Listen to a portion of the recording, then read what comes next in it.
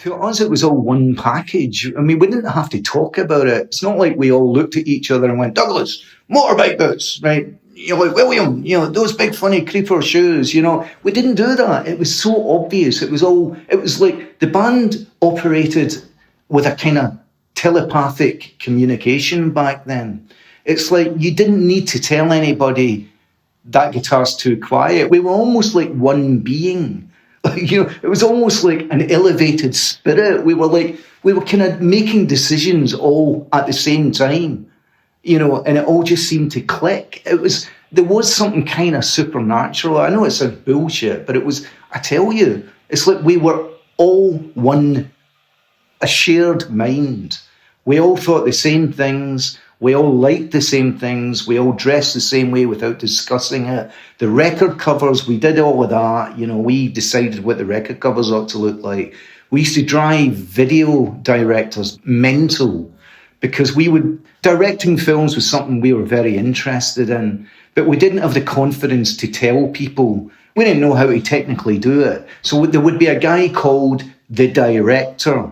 And so we'd just be standing there directing this director, and he would go mental. You know, this guy called Tim Broad, he was a lovely guy, but we used to drive him up the wall because he would go to edit the videos and we'd all show up and he'd go, what are you doing here? And going, well, it's our fucking video. What are you doing here? And we'd start telling him physically every single edit that needed to happen. And he'd be going like, look, there's a $5, just go to the pub across the road. And we go, no way. We'd be driving these people mental, telling, if this has got the Mary chain written on it, we are deciding how everything goes. If it was going out as the Mary chain, we wanted to do it all.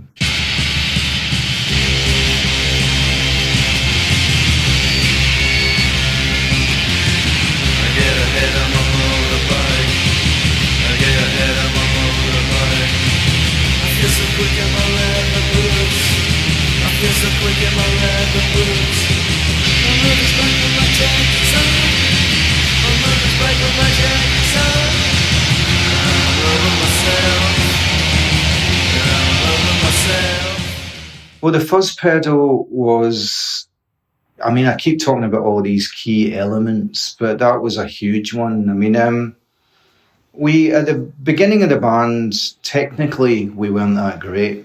It was all about attitude. We knew what we liked the sound of, and we wanted everything to be as kind of spare as possible. We couldn't play guitar that well. We didn't really care, you know. I mean, at the time, my and William's idea of a great guitar player would have been like Johnny Ramone. You know, a great bass player would have been Dee Dee. You know, that's all you needed at that time. I mean, Crosby, Stills, Nash and Young weren't on our turntable. They are now, actually, but they weren't then. So it was all kind of, you know, how are we going to make these guitars sound like an orchestra? How are we going to make them sound immense? This little guy called Queenie, he used to live in our street in East Kilbride. I heard that he was selling this fuzz pedal thing. He was a guitar player. And he brought it around to our house, and I had a Gibson guitar copy. Must have been about 40 quid at the time, £40. And it was a terrible guitar, and I had a Marshall solid state amp. I didn't know anything about amps at the time, and I went and bought this solid state amp. It was just awful. It just gave me the worst sound. And I was really depressed with that, and I just didn't see how we could ever start a band with it, you know, with this guitar amp, and I had no money to buy a new one. But anyway, Queenie came down to the house. I plugged in this Shin-ei pedal that he was selling, and oh my God, it was like the heavens had just opened. and God had shined his light on me, and me and Jim just looked at each other and we go, fuck. We're all going, fucking hell. And it fucking started playing Psychocandy by itself, you know, we were going like, wow! You know, like you just touch the guitar and it just starts going, pow! And you're like, oh wow, this is amazing. This is the sound that we've actually been sitting here trying to describe, trying to find a piece of equipment that would do this. And this guy just like sort of mysteriously walks into our room and tries to sort of like rip us off, he thinks, and he doesn't realise that, this thing's like exactly what we've been searching for. I gave Queenie's 10 quid, and Queenie went about telling the neighbourhood that he sold me a broken fuzz pedal. And what it was is Queenie didn't know how to work this Shin-ei fuzz pedal because they're real bastards. It's really hard to get a real good sound because if you plug a guitar in and you're too close to the amp, they just go crazy with the squeals and everything. But I loved it, and Jim loved it. And then, like, every day I would just play that and learn how to get a sound out of this crazy fucking Japanese pedal, this Shin-ei pedal. And that didn't change my sound, that gave me a sound. This is how this band's going to sound. We're going to sound ultra fuzzy and all these noises and feedback shit that comes through this pedal. We're going to use it.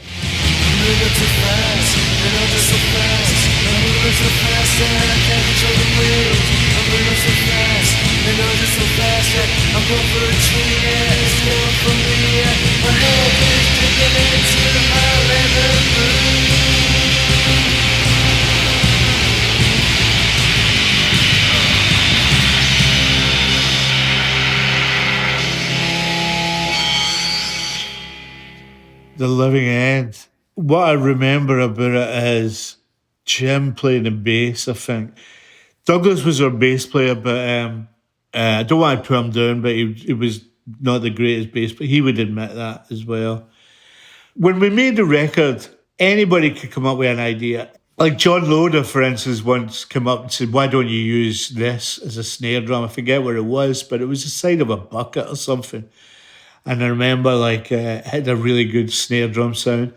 And so like anybody was free to go and play the guitar if they wanted to, but it was really me and Jim. And if there wasn't enough like clangs or noise on it, one of us would go and do it. There were B-sides that we recorded on those sessions, but like I think the song called Cracked, I can't remember what it was the B-side of, but it's literally the backing track of, I think, The Living End, but slowed down. It's The Living End played at half speed with a new vocal on top. That was it. That was our attitude towards B-sides for a while. I mean, I'm kind of ashamed of it now because, people are buying these things and you've got some sort of like duty to sort of do the best you can. It is my song. And I did most of the guitars, but I do remember Jim played a lot of the feedback and clangs on that. See, I don't think people know that Jim's a pretty good guitar player. And when we recorded Psychocandy, we would record everything just like, the usual way, like a backing track, put down a drum and a bass. And the difficult thing was from then, how do you fill this song when you're not a virtuoso?